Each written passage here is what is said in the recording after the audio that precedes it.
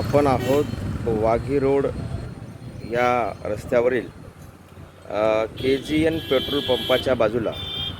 गेल्या अनेक दिवसांपासून म्हणण्यापेक्षा अनेक वर्षांपासून या रस्त्याची दुरावस्था ही कायम अशी राहिलेली आहे.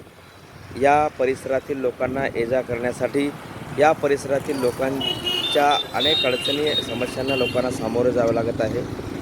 या रस्त्याची ही अशी दुरावस्था झाली असून अनेक वेळा वारंवार निवेदने देऊनसुद्धा या रस्त्याची कुणीही दखल घेतलेली नाही. या परिसरातील शाळकरी मुले, वृद्ध महिला, पुरुष यांची सातत्याने हेळसांड या रस्त्याच्या माध्यमातून होत आहे.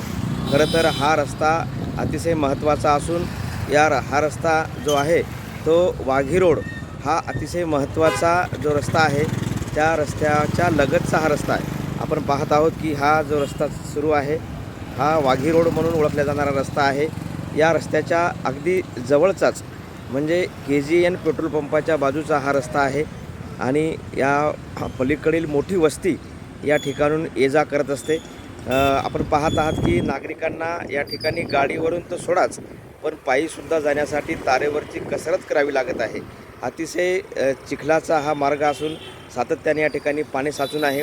ही अवस्था पावसाळ्यामुळेच नसून नेहमीच या ठिकाणी नाल्या नसल्याच्या कारणानं या ठिकाणी अशीच अवस्था सातत्याने राहत आहे.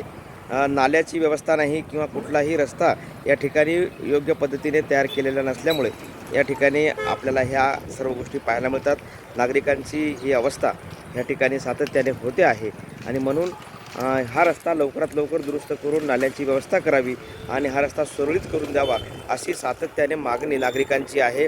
अन्यथा हा रस्ता दुरुस्त न झाल्यास संबंधित अधिकारी, संबंधित सर्व प्रशासनाला जबाबदार धरून नागरिक आंदोलन करण्याच्या मार्गावर आहेत.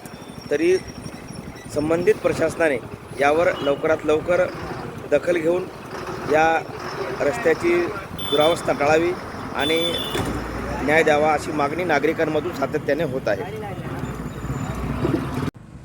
तरी परिसरातील सर्व नागरिक या त्रासाला कंटाळून गेले असून गेल्या अनेक वर्षांपासून सातत्याने निवेदने देऊनसुद्धा ही नाली आणि हा रोड कुठल्याही पद्धतीने झालेला नाही.